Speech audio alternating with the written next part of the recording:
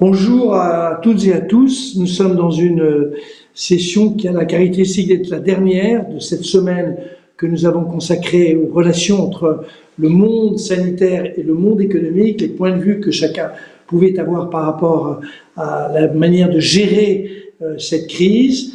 Cette session donc a une vocation un peu particulière. Elle est doublement particulière parce que nous avons un plateau qui est absolument top.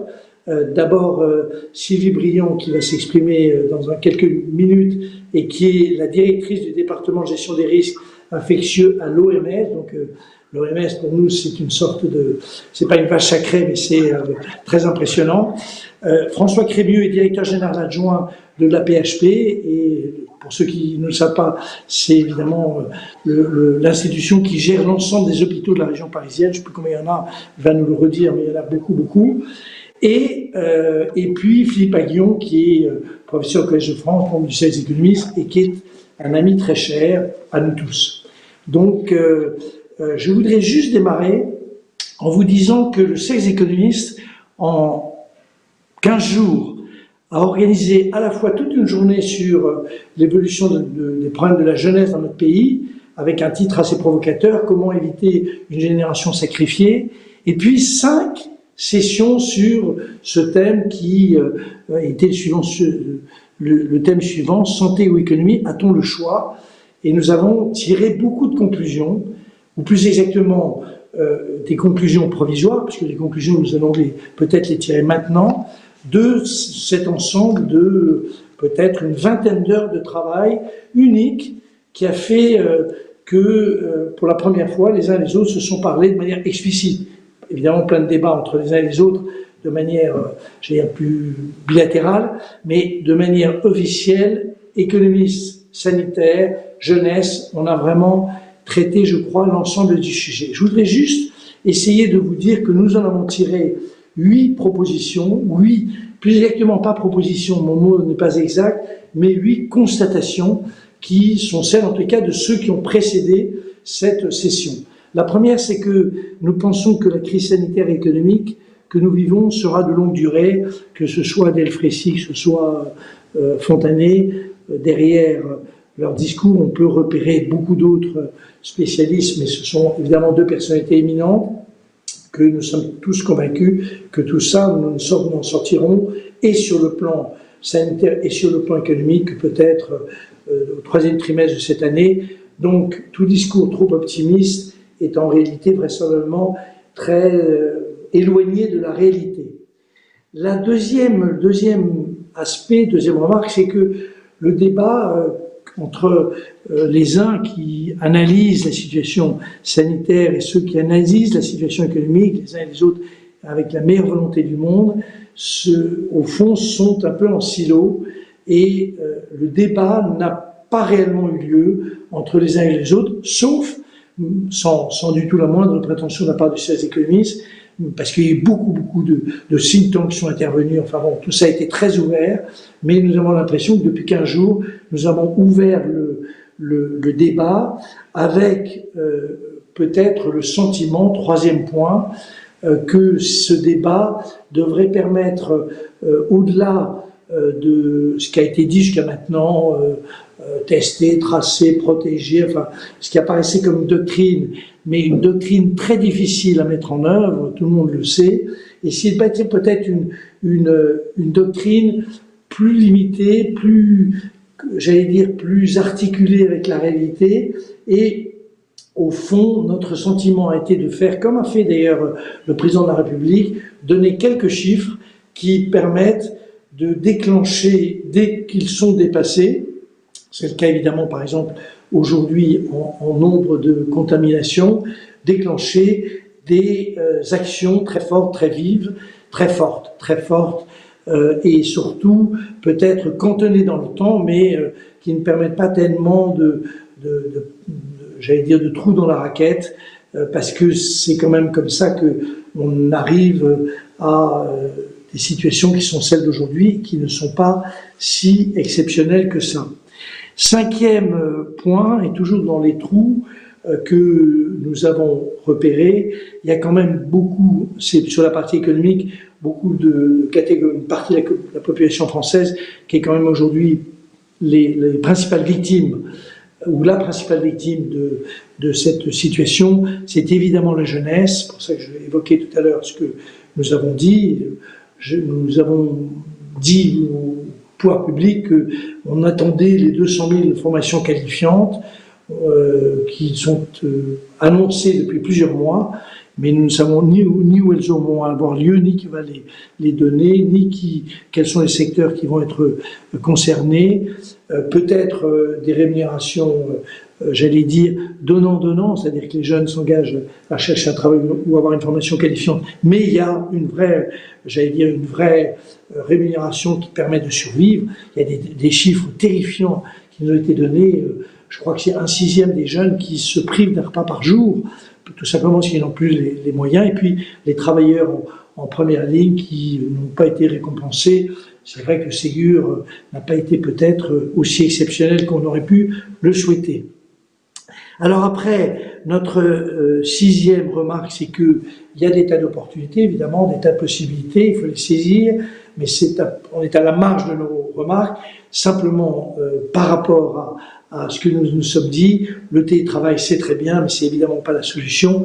Et tous les analyses, les sondages montrent que le retour au travail et à une sorte de communauté de travail, donc au fond les relations humaines sont majeures, et cette vision d'un télétravail qui réglerait tous les sujets est je vais être un peu méchant, mais une ineptie absolue. Autre et 2 dernières conclusions, les aides qui sont mises en place ne doivent pas être retirées trop rapidement, tout simplement parce que nous sommes, nous les économistes, un peu sceptiques sur ces rebonds annoncés. Il y en aura un, mais attention, nous ne sommes pas à l'abri de mouvements sanitaires encore très brutaux, et je ne sais pas si le terme de 3e vague correspond, mais en tous les cas, ce que nous sommes en train de vivre paraît quand même très compliqué. Et dernier sujet, arrêtons de nous comparer à nos voisins proches. On peut peut-être se comparer à peut-être certains pays du nord de l'Europe. Philippe nous en parlera, sûrement pas la Suède, mais peut-être d'autres pays, sur tous les sujets que je viens d'évoquer. Mais nos autres voisins ne sont pas si exceptionnels que ça. On nous a beaucoup dit l'Allemagne, parce que vous savez que c'est une sorte de discours monomaniaque. Non, les résultats ne sont pas si exceptionnels. En revanche, loin de nous, en Asie du Sud-Est, au Japon, etc. Mais là aussi, discussion. Et donc, arrêtons de nous comparer aux uns aux autres et essayons de trouver une voie qui nous convienne bien. Je vous suggère donc, après ces quelques remarques qui permettent de résumer ce qui a été dit par les uns par les autres, de céder maintenant la parole à peut-être à Sylvie Briand, qui est spécialiste parmi les spécialistes et qui va nous dire au fond comment l'OMS ressent cette situation et peut-être par rapport aux remarques qui ont été faites, comment il propose d'essayer de sortir de nos difficultés actuelles.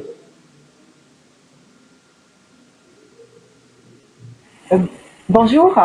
Et je voudrais vous remercier de m'avoir invité. C'est un honneur de pouvoir parler aujourd'hui et surtout à cette dernière séance. J'ai malheureusement pas pu assister aux autres discussions. Je le regrette, mais ça m'avait l'air vraiment passionnant. De mon côté, donc, ce que je veux dire, c'est que ça fait déjà plusieurs décennies que je travaille sur les épidémies.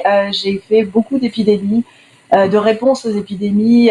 En Afrique, Ebola, MERS, Zika, le choléra, la peste, la fièvre jaune, etc.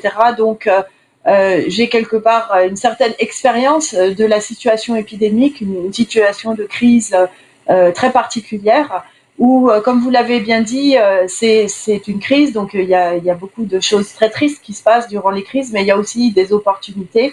Et j'espère justement que cette grande crise, avec tous les malheurs qu'elle a entraînés pour de très nombreuses familles, puisse aussi être l'opportunité en fait de découvrir d'autres voies pour le futur et des voies qui vont nous permettre de bâtir un futur certainement meilleur.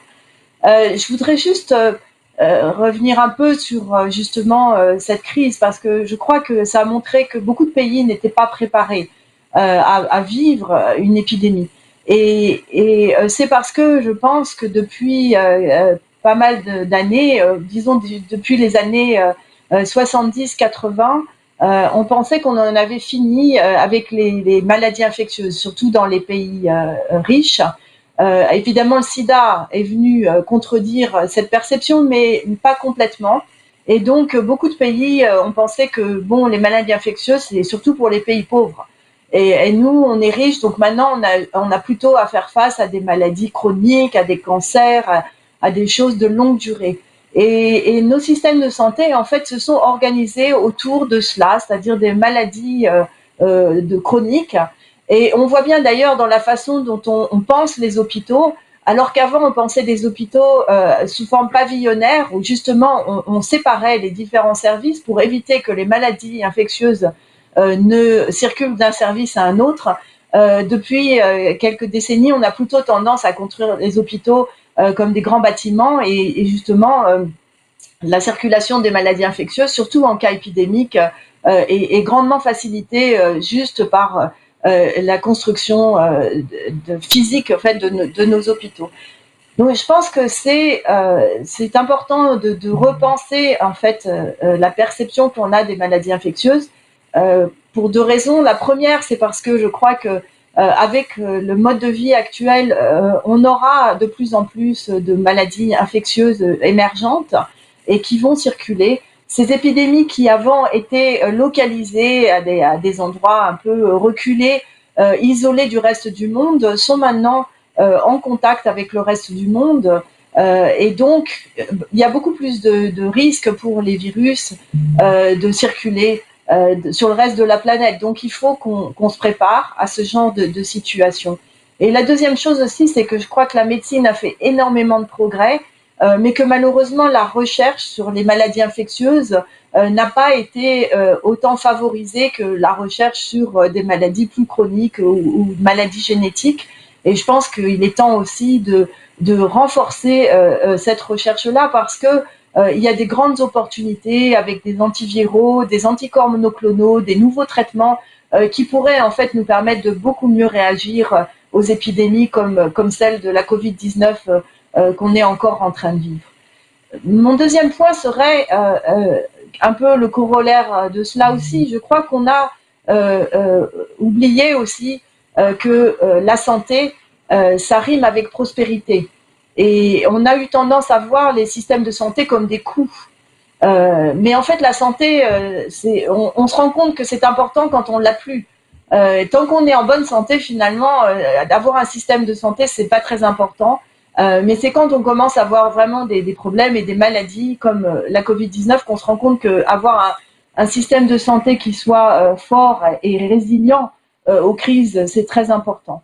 Et je pense qu'il y a beaucoup de pays où on a investi dans la santé, mais pas forcément dans les fonctions du système de santé qui seraient utiles, en tous les cas, pour lutter contre les épidémies.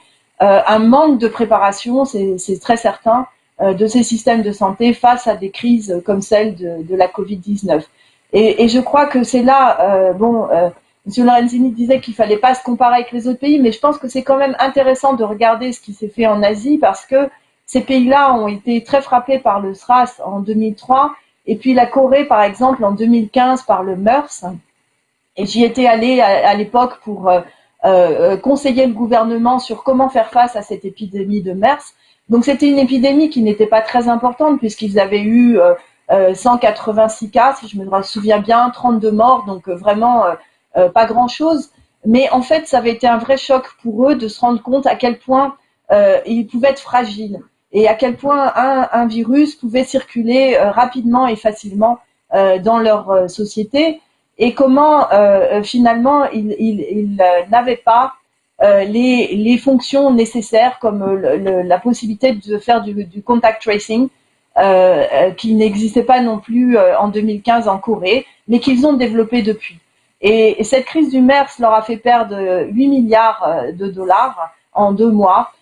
Et du coup, après cela, ils ont investi énormément dans leur système de santé publique pour pouvoir faire face à ce genre de crise à l'avenir. Et je pense que la Corée est un exemple qu'il faut regarder un peu plus en détail pour essayer de bien comprendre comment ils sont passés d'un système qui était essentiellement focalisé sur le soin à un système qui a su allier une capacité de soins, mais aussi avec une capacité de santé publique qui était quasiment inexistante en 2015. Et donc ça m'amène à mon troisième point, qui est que on a perdu aussi dans nos sociétés développées la notion de santé publique. On est resté surtout à une notion de santé de l'individu où il faut soigner chaque patient, ce qui est très important effectivement. Chacun sait qu'on a besoin d'avoir un système de soins très performant pour soigner les maladies, mais on a désinvesti dans la santé de la population. Or, en fait, il s'avère dans cette crise de Covid-19 que la santé n'est pas seulement traitée maladie par maladie, c'est aussi avoir une vision beaucoup plus large de la santé dans un environnement, dans un système de réseau social, puisqu'on a vu que les effets secondaires de la pandémie ne sont pas seulement le nombre de cas et le nombre de décès, mais il y a des effets adverses que l'on voit particulièrement sur certaines générations qui n'ont pas été malades, mais qui en fait ont souffert de cette crise quand même. Donc la notion de santé publique est très importante, a été certainement mal appréciée dans les décennies précédentes, et je pense que ce que j'espère en tous les cas, c'est que cette crise permettra de trouver un meilleur équilibre entre la santé des individus et la santé d'une communauté ou d'une population, parce que je pense que c'est aussi très très important pour la prospérité d'un pays de s'assurer que toutes les populations soient en bonne santé dans un territoire donné. Voilà, en quelques mots, ce qui me semblait important de rapporter sur cette crise de Covid-19. Merci beaucoup. C'était très important, très utile. Et puis, de toute façon, là, on a, dans un quart d'heure, on va lancer la discussion. Il y a plein de questions. Et donc, et on va débattre entre nous, mais c'était très important. Je suggère maintenant que François Crémieux ait la gentillesse de nous dire comment la PHP a vécu cette période, comment on peut améliorer, quelles leçons, quel avenir, enfin tout ce qu'on peut imaginer. J'ai juste oublié une question, c'est combien la PHP représente d'hôpitaux ?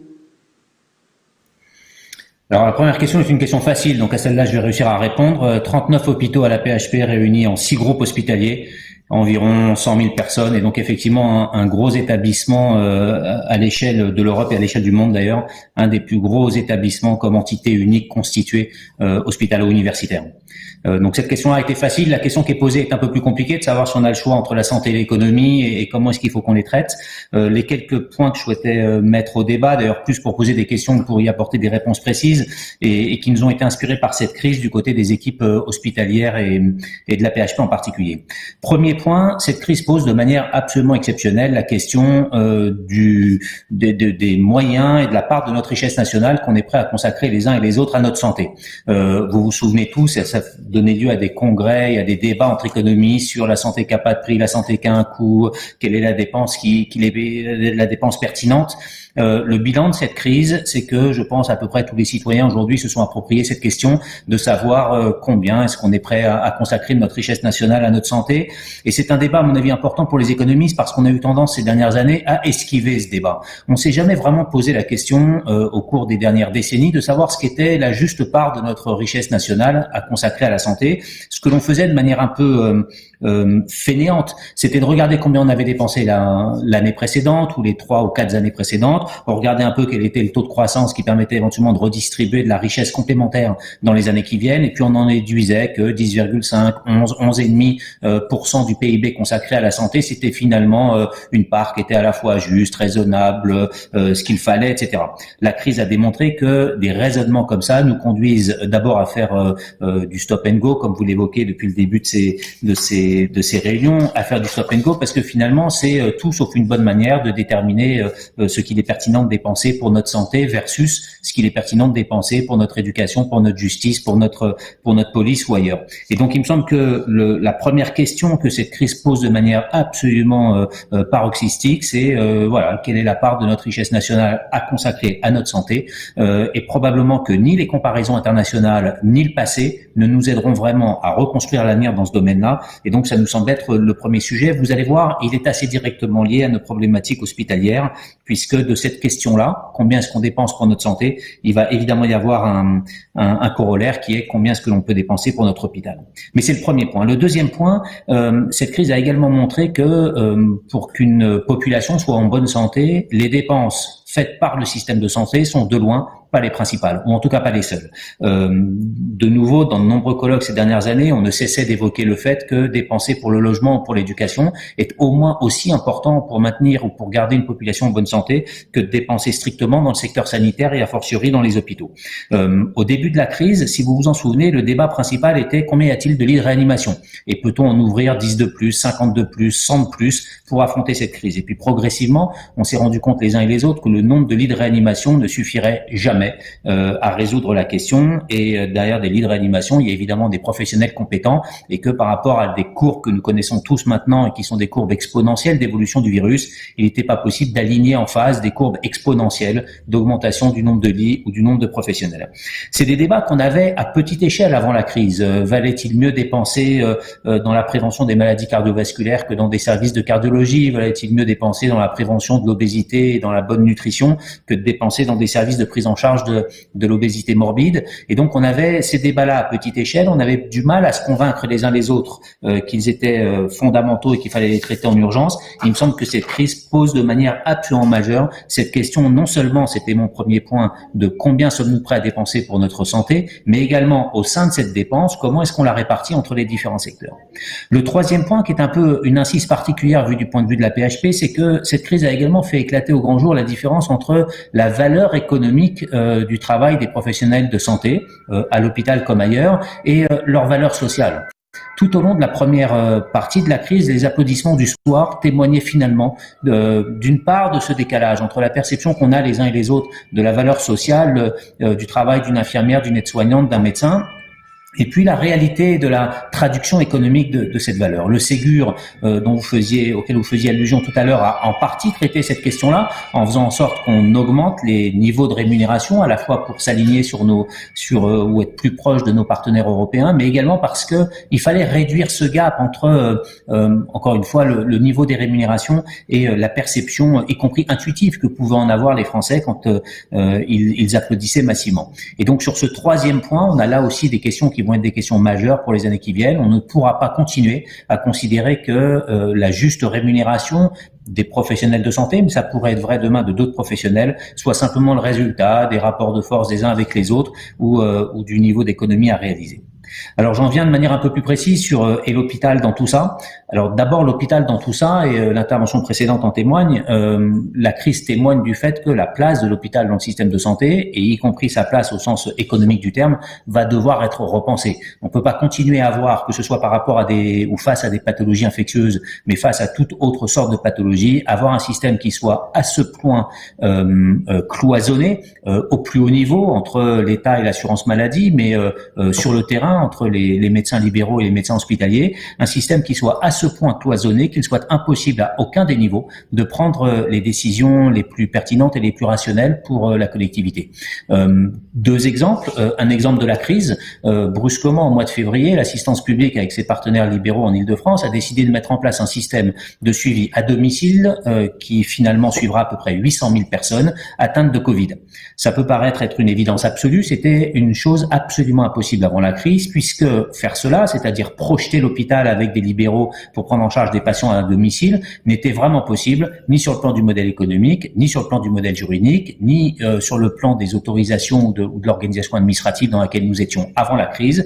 Et donc il va falloir faire en sorte que ce qui a été possible en urgence pendant la crise soit possible de manière courante après la crise, et que lorsqu'il est plus pertinent de suivre un patient diabétique, un patient qui a un cancer, un patient ensuite opératoire d'une manière ou d'une autre, on ne soit pas pris dans dans nos contraintes administratives et de silos, mais qu'on puisse faire les choix qui soient des choix optimaux pour tous. Et puis, dernière remarque par rapport aux enjeux de la crise et aux choix qu'on aura à faire, le modèle économique de l'hôpital qui était fondé principalement, ou en tout cas pour une bonne partie, sur des enjeux de tarification à l'activité, est évidemment encore plus questionné qu'il ne l'était avant par cette crise, questionné parce qu'on se rend bien compte qu'une bonne partie de la valeur qui est portée par les professionnels de santé en général et l'hôpital en particulier n'est pas strictement liée aux actes et à l'activité qui est produite au quotidien, mais également liée à la valeur indirecte qui est produite sur une population lorsqu'elle est maintenue en bonne santé, lorsqu'elle est accompagnée dans le cadre de ses politiques de prévention pour éviter de tomber malade, évidemment également lorsqu'elle est malade pour bien la prendre en charge. Et donc je terminerai en disant que non seulement on n'a pas le choix entre la santé et l'économie, mais non seulement on n'a pas le choix, mais les choix sont absolument gigantesques et urgentissimes. Et le seul choix que nous n'ayons pas, c'est de poursuivre après la crise de la même manière que nous fonctionnions avant la crise, que ce soit sur les modèles d'organisation du système de santé ou sur son modèle économique. Bien, juste avant de céder la parole à Philippe Aghion à propos d'étape, moi je me sentais très audacieux en sortant les conclusions de ce qui était sorti de nos 2 semaines de travaux. En fait, et vous, Sylvie, et vous, François, vous nous mettez devant 2 sujets absolument majeurs. Le retour de la santé, au fond de la santé publique, et de l'idée que la santé va, j'allais dire, dans sa philosophie même, son approche même, dans ses objectifs même, modifier un peu ses priorités. Et la seconde, c'est ce que vous venez de nous dire, François, sur les relations entre le public, le privé, sur la réorganisation, sur la manière dont la tarification à l'acte qui était déjà un peu, je vais être un peu plus brutal, mais déjà très critiqué. Il va falloir revoir tout ça, et vous êtes en train de nous lancer un défi. Et moi, j'ai bien aimé votre conclusion que je livre maintenant à mon ami Philippe Aghion, c'est il n'y a pas le choix entre la santé et le sanitaire, entre la santé et l'économie, il n'y a pas le choix. Il va falloir qu'on se remonte les manches. J'en profite pour dire à Thibaut qu'il doit y arriver pas mal de questions qui arrivent de droite et de gauche, et s'il a la gentillesse de me les transmettre pour que tous les gens qui vous écoutent puissent aussi s'exprimer, mais je pense que s'il peut le faire, ce serait absolument top. Ou même nous les lire, il fait ce qu'il veut, mais ce qui est important, c'est que le débat est libre. Mon cher Philippe, à toi la conclusion de la pré-conclusion. Ah, on n'entend pas. On n'entend pas. C'est ça, c'est bon. Là, c'est mieux, là? Ça va, là? Là, tu m'entends, là? Oui, vous m'entendez? C'est bon, d'accord. Donc oui, c'était des discussions, des débats passionnants. Je suis vraiment ravi des interventions précédentes aujourd'hui, parce que c'est tout à fait dans le sens de ma propre réflexion depuis longtemps. D'abord, je pense que la santé, effectivement, c'est un levier de croissance, de prospérité fondamental, au même titre que l'éducation. La santé, c'est du capital humain. C'est ce qu'on appelle en économie du capital humain. Et on sait que l'investissement dans le capital humain est un levier essentiel de croissance. On ne peut pas être productif, on ne peut pas être inventif sans être éduqué d'un côté et sans être en bonne santé de l'autre. Et au même titre que l'école est un levier essentiel de croissance, l'investissement dans la santé est un levier fondamental de croissance. Tout le reste, c'est secondaire par rapport à ça. Donc, il n'y a pas d'économie innovante, il n'y a pas d'économie productive sans la santé. Et il y a des travaux qui le montrent. J'ai eu des grands débats avec d'autres économistes là-dessus, et j'ai fait des travaux là-dessus moi-même pour montrer l'importance. Enfin, vraiment, on peut la quantifier même.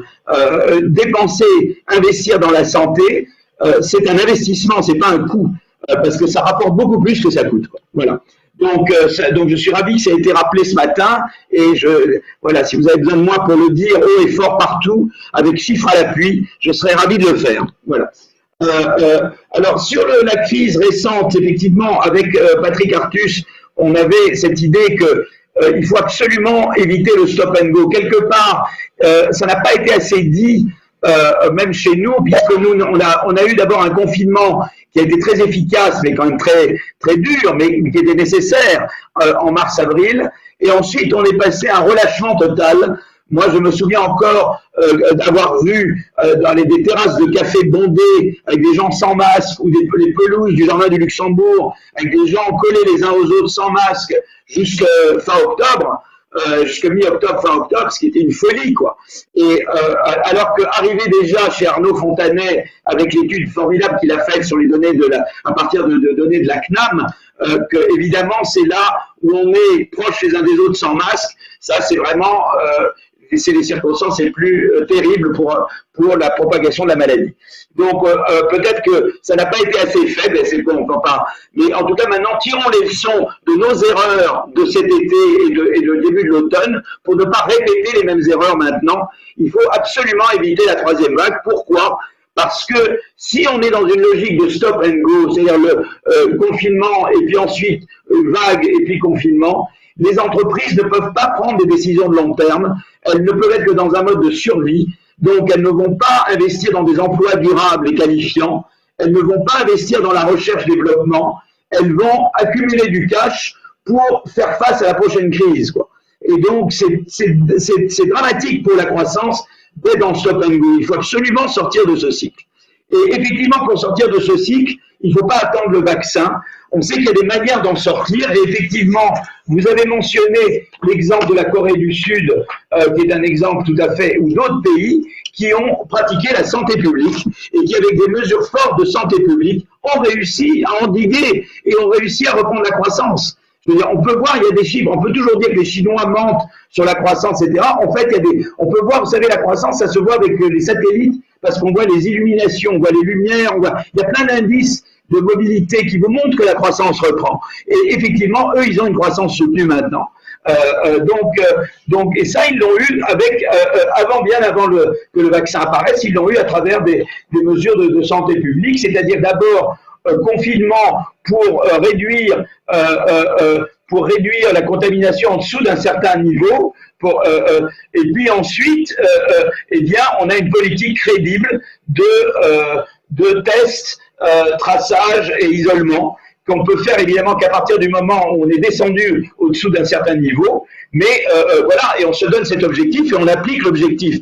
Et on sait qu'on peut le faire, et c'est très important parce que pour la réussite d'une politique de santé publique, il faut l'État et il faut la société civile. Et chez nous, le grand problème, c'est que c'est l'État et on ne sait pas responsabiliser la société civile. Donc on infantilise la société civile chez nous. Et alors que dans ces pays-là, eh bien, il y a l'État, mais on responsabilise également la société civile. Voilà, donc je crois que là, il y a vraiment des leçons à tirer. Comment redonner ces lettres de noblesse à une vraie politique de santé publique qui implique à la fois l'État et la société civile. Donc ça, je crois que c'est un enseignement très important. Un autre enseignement très important qui va nous concerner pour l'après. Qu'est-ce que nous a révélé cette crise? C'est qu'effectivement, l'innovation, c'est fondamental.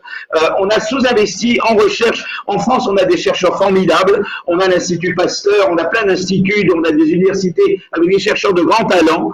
Mais la recherche, elle est pauvre en France. Elle est sous-financée. Si vous comparez la France, la dépense en recherche fondamentale en France par rapport à d'autres pays développés, et surtout les États-Unis, c'est pas bon. Alors les États-Unis, ils ont un modèle social qui est très mauvais. Donc le Covid a révélé que le modèle social américain est vraiment défectueux parce que quand on se retrouve au chômage aux États-Unis, on a des grandes chances de perdre la couverture santé et de tomber en pauvreté. Et beaucoup de gens avec le Covid, ont perdu leur assurance santé et sont tombés en pauvreté. Donc ce qui n'est quand même pas le cas chez nous dans nos pays européens de l'Ouest.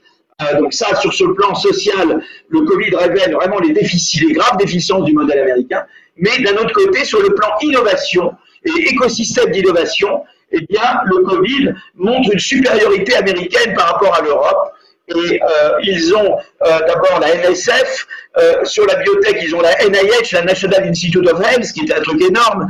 Ils ont la BARDA, qui est un truc énorme pour aller de la recherche fondamentale aux applications, avec 11 milliards de dollars de budget sur des recherches qui sont directement pertinentes pour le Covid, alors qu'en Europe, si on totalise Commission européenne et EIB, Banque européenne d'investissement, on arrive péniblement à 4 milliards, 3 fois moins que les Américains.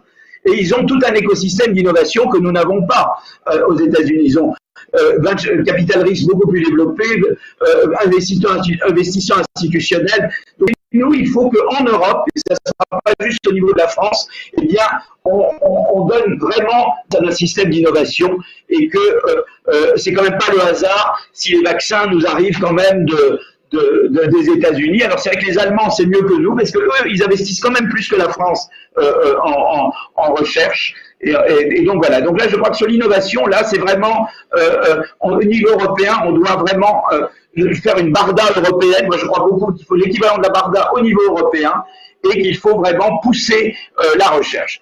Voilà, donc, et notamment, comme vous disiez, sur les maladies infectieuses, puisque d'abord, beaucoup de gens ont de la crainte, c'est que même les antibiotiques, maintenant que les maladies résistent aux antibiotiques et qu'il va falloir trouver quelque chose qui, de nouveau, enfin, qui actualise en tout cas l'antibiotique, parce que peut-être dans quelques décennies, nos antibiotiques ne seront plus du tout aussi efficaces qu'ils le sont maintenant.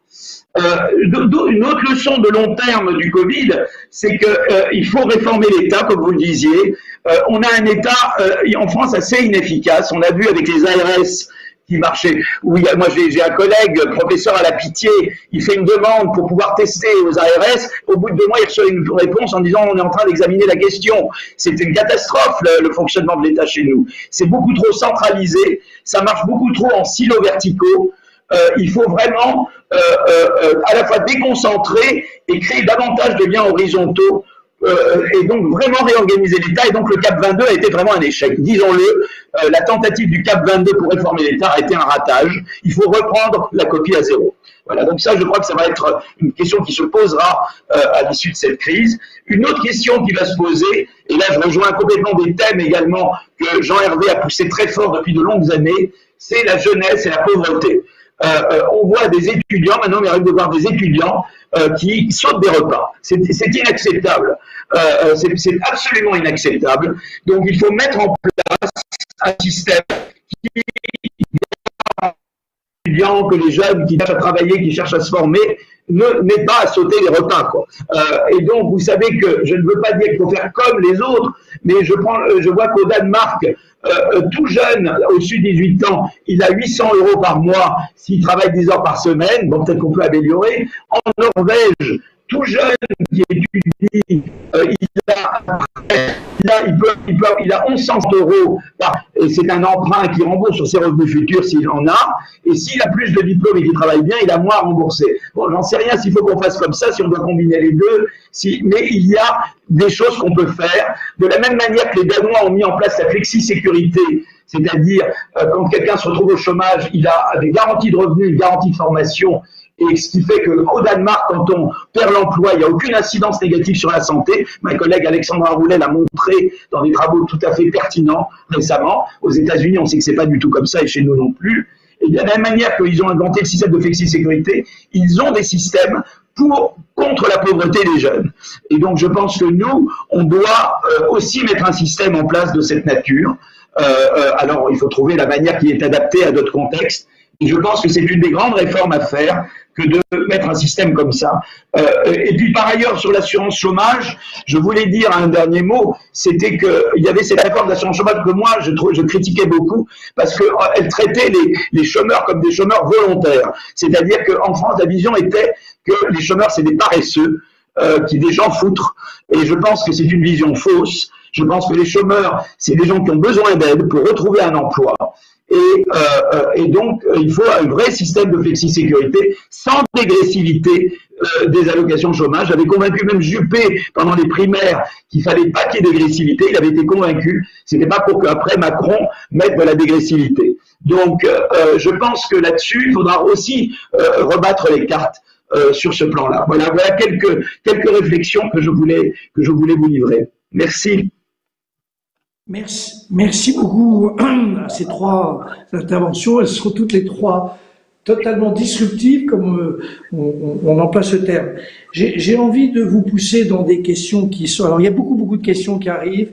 Je les ai gauche là, mais je vais peut-être pas toutes les reprendre parce que on y serait encore demain soir.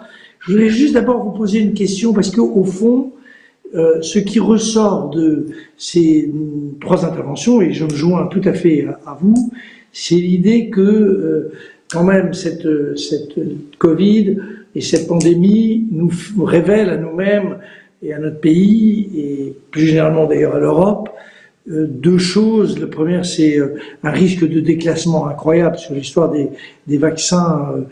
C'est vrai que c'est humiliant de se dire que il n'y a même pas l'amorce de, semble-t-il, d'une solution française ou européenne. Enfin, il y a eu une solution allemande.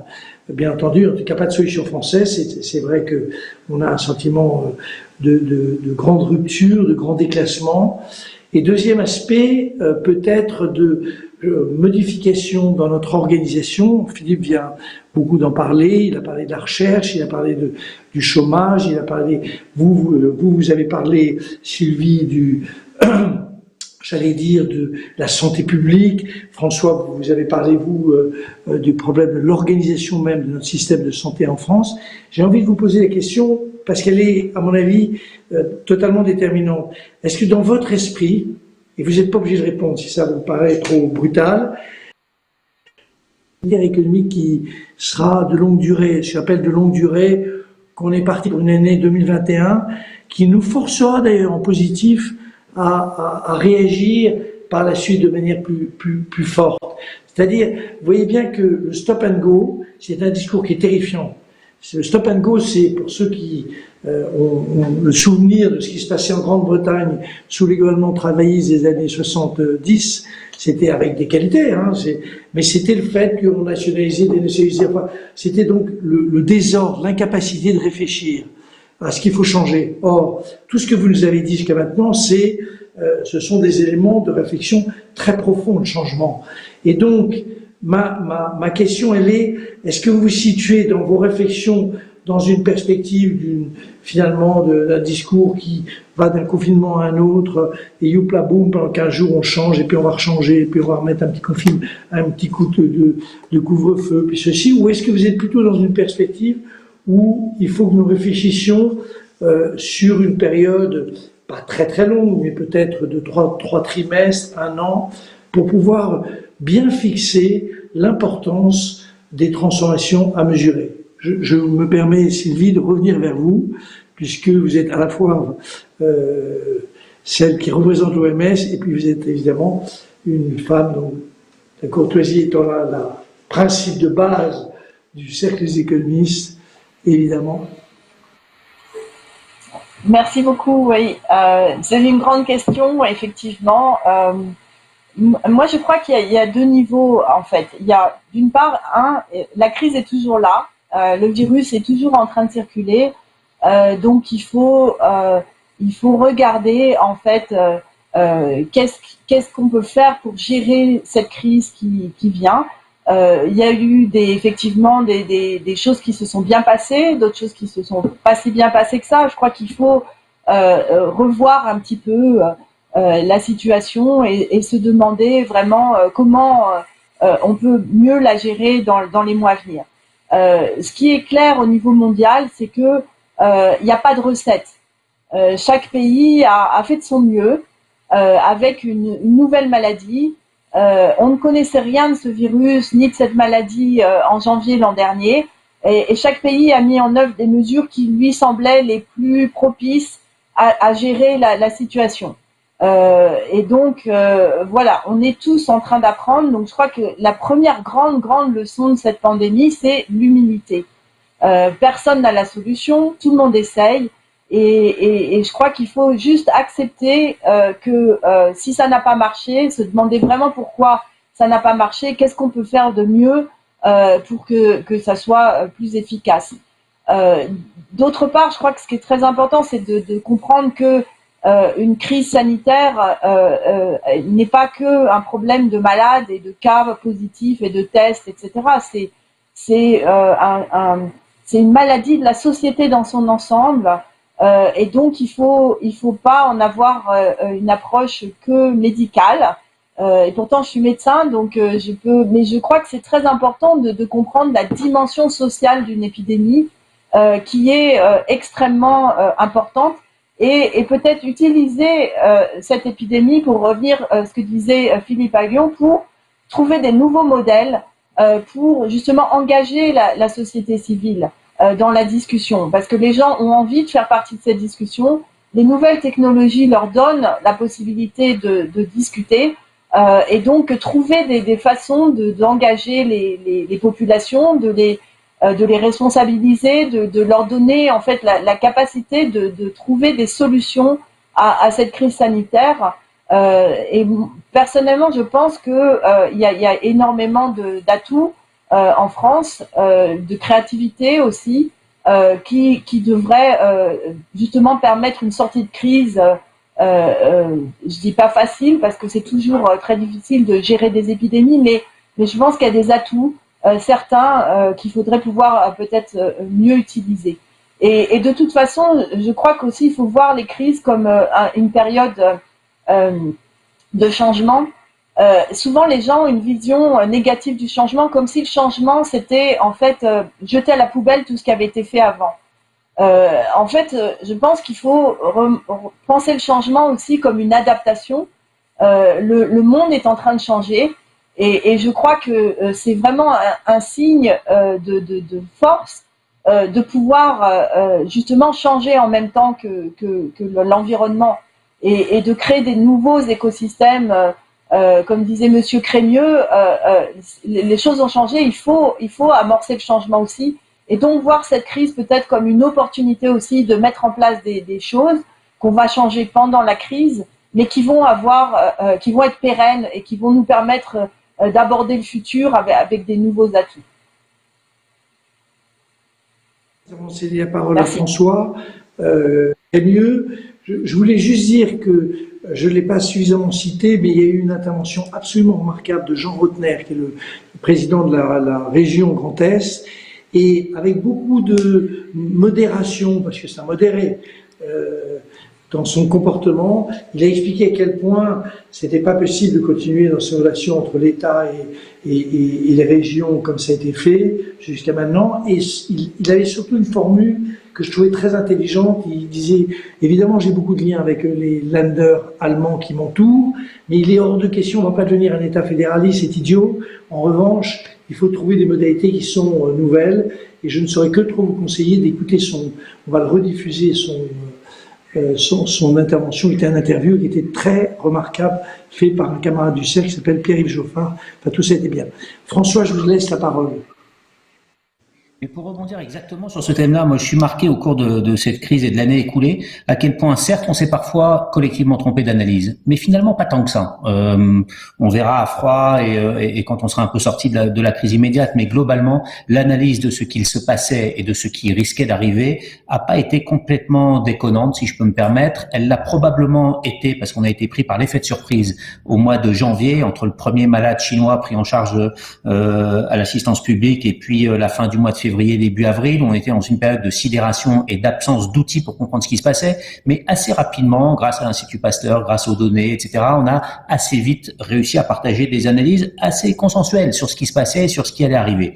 Et donc, lorsque je regarde avec recul pourquoi ou à quel moment est-ce que des erreurs ont pu être commises, c'est souvent parce que nous avons eu un décalage entre l'analyse que nous faisions les uns ou les autres à tout niveau, au niveau local, national, entre l'écart entre l'analyse et les actions qui étaient engagées. Et pour avoir participé à un certain nombre de ces réunions, c'est parfois des éléments très concrets, des réunions qui démarrent bien et qui se terminent avec la mauvaise décision ou une décision moins rationnelle que ce qu'elle aurait dû être. C'est parfois des réunions où l'articulation entre les experts et les décideurs publics est mal structurée. Et donc, on a d'un côté des experts qui, entre 11h et 11h45, donnent un avis et portent une analyse. Et puis ensuite, on va avoir une traduction de cette expertise dans la décision en termes de politique publique qui va pas être la bonne entre 11h45 et 12h30. On a un décalage parfois entre les stratèges de politique publique, ceux qui sont là pour penser la politique publique dans son ensemble, et puis des modestes opérateurs comme l'assistance publique ou d'autres qui sont plutôt là pour les mettre en œuvre. Les politiques publiques en matière de vaccination vaccination en ce moment, en matière de dépistage juste avant l'été, à d'autres moments sur la question des équipements de protection individuelle, les masques, etc.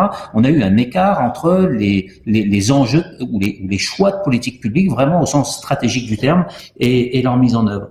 Et de même, et je termine sur cette question-là, que cette crise, de même à mon avis, et il y a beaucoup d'analogies que la crise environnementale, pose un vrai débat sur le juste niveau à la fois des choix stratégiques et de leur mise en œuvre. Et je pense qu'on a un enjeu, si ce n'est un problème, qui est que notre mécanique politico-administrative française et institutionnelle a été fondée globalement dans un après-guerre et dans une période de croissance où la question était plutôt effectivement la répartition d'une richesse nationale qui était en croissance et la déclinaison de politiques publiques très ambitieuses dans les années 60, 70, 80. Et je pense qu'aujourd'hui, on a un mécano politico-institutionnel, administratif qui est décalé des enjeux auxquels on est confronté. Et donc, il y a une nécessité, et c'est un peu ce que dit l'interview du président de la région Grand Est, une nécessité de recaler les outils avec lesquels on organise la vie sociale, la vie collective et les décisions publiques, et puis les réalités des enjeux auxquels on est confronté dans les années qui viennent.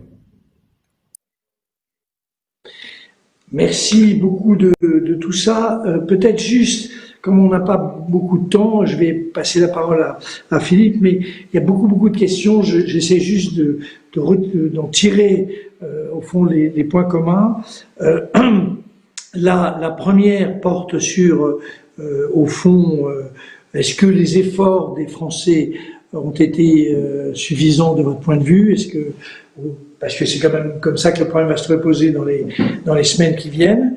Ça, c'est une question auquel vous revenez, hein, vous répondez. Et deuxième question, sur ce qu'a dit Philippe sur, au fond, l'inefficacité de notre système, que vous avez repris, François, notre système d'organisation publique et institutionnelle. Comment est-ce qu'on fait pour essayer d'un peu améliorer? Et surtout, vous avez dit, et je partage ce point de vue, qu'on va passer peut-être de 12 à 14% du PIB pour la santé. Nous sommes capables de montrer que ça peut être bon pour l'économie, mais le pays est très inquiet de ce qu'on appelle la dette. On n'a pas le temps de se lancer sur ce sujet-là, mais c'est vrai que ça fait partie des discussions, non plus de café, mais familiales.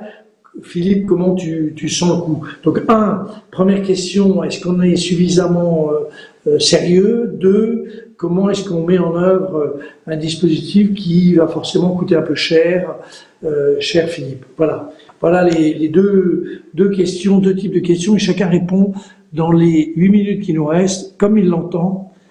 Je démarre par Philippe. Sur la première question, je pense que les gens peuvent devenir plus sérieux si on leur explique, par exemple le stop and go, si on leur explique pourquoi on le fait, pourquoi c'est important d'être sérieux, pourquoi sinon on prolonge. Vous voyez, par exemple, il y a eu des études qui ont montré, par exemple, entre États américains, que ceux qui ont déconfiné trop vite ont perdu non seulement sur le plan de la santé, mais également sur le plan de l'économie, c'est-à-dire qu'ils ont été finalement plus en récession que les autres. Donc je crois qu'il faut montrer, il faut que les économistes et les épidémiologistes, les médecins parlent tous d'une même voix dans les médias et montrent très clairement, très concrètement qu'on a les études qui montrent que quand on n'est pas sérieux, on perd et sur l'un et sur l'autre. C'est pas du ou, c'est du et. Ça va ensemble. Voilà. Donc ça, je crois qu'il faut bien l'expliquer. Je crois qu'il y a un effort de Figaro qui n'avait pas été fait suffisamment et suffisamment coordonné. Donc ça, je crois que et d'expliquer vraiment de pourquoi la santé publique c'est quelque chose de fondamental. Donc ça, je crois qu'on peut faire beaucoup mieux. Sur le plan de la dette, d'abord il y a une chose, c'est que les travaux d'Olivier Blanchard qui précédaient le Covid montraient déjà que ce qui compte, c'est pas tant la dette en elle-même, c'est la croissance par rapport au taux d'intérêt. Si on a un taux de croissance sensiblement potentiel à long terme, sensiblement au-dessus du taux d'intérêt, nos taux d'intérêt maintenant sont zéro ou négatifs, eh bien c'est moins un problème d'avoir de la dette. Ça ne veut pas dire qu'il faut laisser la dette filer complètement. Mais ce qui est important, c'est qu'il ne faut pas regarder la dette indépendamment de la croissance. Donc, il ne faut rien faire pour juguler le problème de la dette qui porte atteinte à la croissance. Si on fait, par exemple, un super plan d'austérité qui tue la croissance, c'est contre-productif. C'est ce qu'il ne faut absolument pas faire. Donc, il faut maintenir la croissance, faire des investissements de croissance, dont la santé. La santé, c'est bon parce que ça maintient le taux de croissance, et donc c'est très important dans un modèle comme Blanchard l'applique. mais en même temps, c'est certainement la réforme de l'État. Quand on fera la réforme de l'État, il faudra reprendre le chantier des retraites, mais le faire d'une manière beaucoup plus consensuelle, sans s'aliéner les partenaires sociaux, mais avec les partenaires sociaux. Se posera également la question de la durée du travail, mais évidemment, il y a les métiers pénibles. Il faut distinguer les métiers pénibles des métiers qui ne le sont pas.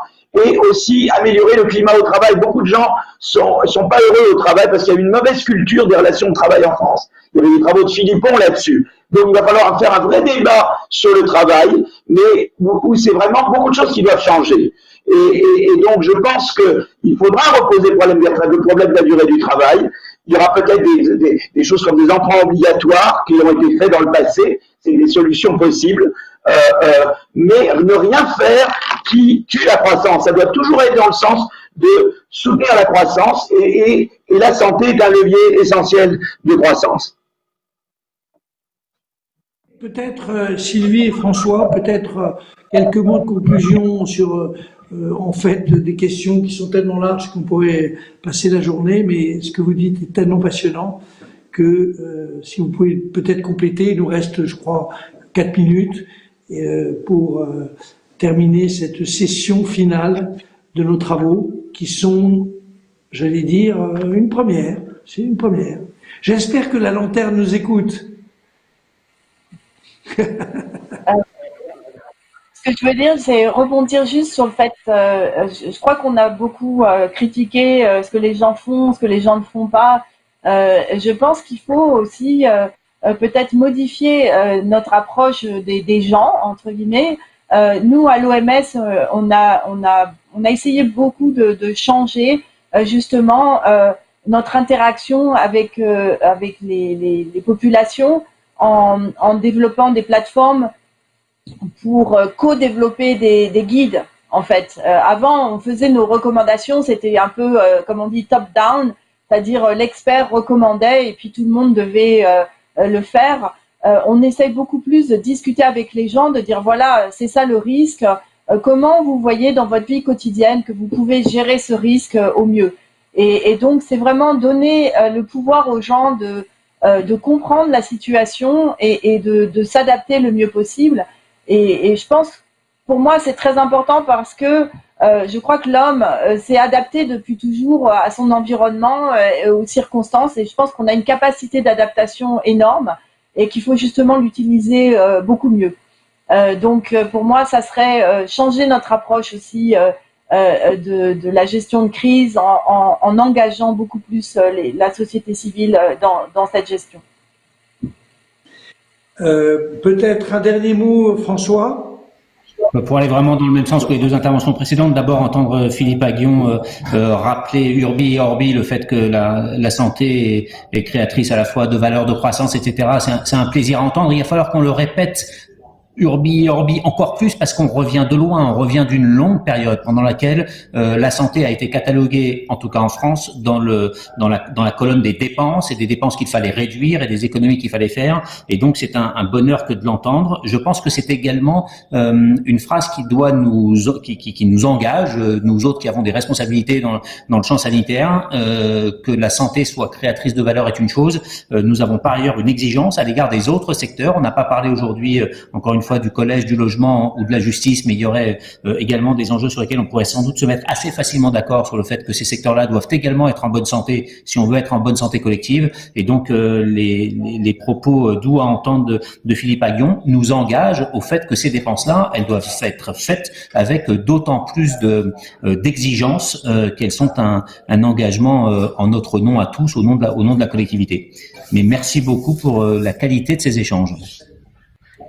Je rajouterai juste en conclusion que vous avez dit que c'était un bonheur d'entendre Philippe, je suis d'accord, mais c'était aussi pour moi un bonheur de vous entendre tous les trois. Donc vous voyez, j'élargis le compliment. Je voudrais juste dire un mot dans la discussion que nous avons. Je partage 1000% ce que Philippe a dit. Je suis absolument convaincu de ce rôle très important que peut avoir. Là, on parle de la santé aujourd'hui, donc de la santé et son impact que ça peut avoir. La vie est très compliquée. Par exemple, on montre que si les personnes qui sont à la retraite ont des activités qui ne sont pas des activités forcément professionnels, mais en activité, continuent à être très vivants dans leur mode de vie. On gagne 5 ans, j'allais dire, par rapport à des maladies neurodégénérescentes. Ça fait partie exactement de l'idée que la vision qu'on a des sujets est souvent étroite et étroitement comptable. Et vous avez eu parfaitement raison de souligner ce point-là. Et donc, je vous en remercie. Je suis très heureux que cette session de conclusion se soit faite avec vous. Ça ne veut pas dire que les autres n'étaient pas intéressantes, mais c'était super de vous avoir. Et une fois de plus, j'espère que la lanterne nous guidera. Voilà. Merci beaucoup et bonne journée. Merci.